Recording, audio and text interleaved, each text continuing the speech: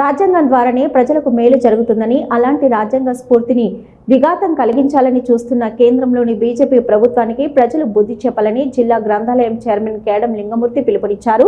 కేంద్ర మంత్రి అమిత్ షా వ్యాఖ్యలకు నిరసనగా చేపట్టిన జై బాపు జై భీమ్ జై సంవిధాన్ కార్యక్రమంలో భాగంగా సోమవారం రోజున అక్కనపేట మండలంలోని బొడిగపల్లె జనగామ జిల్లాలో పాదయాత్ర నిర్వహించారు. ఈ సందర్భంగా కేడం లింగమూర్తి మాట్లాడుతూ కేంద్రంలోని బీజేపీ రాజ్యాంగాన్ని అవమానపరుస్తూ దేశ ప్రజల స్వేచ్ఛకు భంగం కలిగించేలా వ్యవహరిస్తుందని మండిపడ్డారు. ఈ కార్యక్రమంలో single window chairman Bolisetti Shivayya, folk singer Kanakavva, మండల అధ్యక్షుడు జంగంపల్లి ఐలయ్య, నాయకులు గంపల శ్రీనివాస్, రమేష్, వెంకటస్వామి, ఎగ్గడి ఐలయ్య, మాజీ సర్పంచ్ ముత్యాల సంజీవరెడ్డి, భాస్కర్ నాయక్, రవి, శ్రీనివాస్, కుమార్ తదితరులు పాల్గొన్నారు.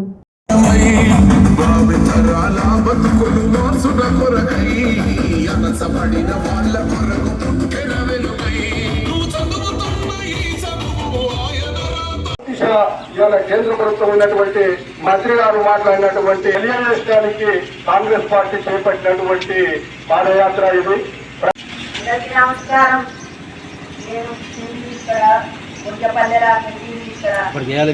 మా ఆటగారు కూడికి అక్కడ నుంచి ఇక్కడికి వెళ్తున్నాం.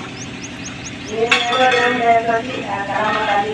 మా తల్లిదండ్రులతో నేను ఇంకా సింగర్ నది ఏదో కట్టాలి, సంతోషంగా ఉంటాను. మన రాజ్యాన్ని తెచ్చింది కాపాడింది గాంధీ తాత, రాజ్యాంగం రాసింది అంబేద్కర్. మన రాజ్యాన్ని మనం కాపాడుకోవాలి. అందరికీ ధన్యవాదాలు. అందరికీ నమస్కారం.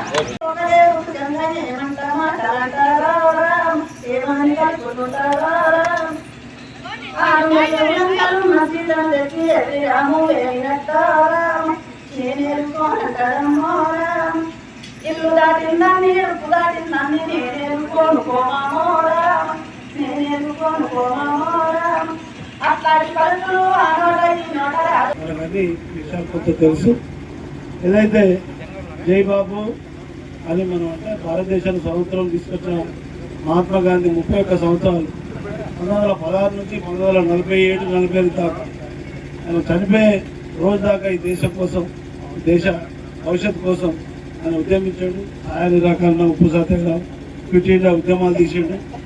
మరి బ్రిటిష్ వాళ్ళు ఈ దేశంలో రాణా ప్రతాపును, తర్వాత టిప్పు సుల్తాన్ను, తర్వాత మన సుభాష్ చంద్రబోస్ లాంటి వాళ్ళను కూడా ఇబ్బంది పెట్టి అల్లూరి సీతారామరాజు లాంటి వాళ్ళను కూడా చంపితే మరి ఒక్క మహాత్మా గాంధీ ఈ చెప్పకూడదు ఆ చెప్ప అన్నట్టు ఒక అహింసా సిద్ధాంతంతో మన దేశ స్వాతంత్రం తీసుకొచ్చాడు.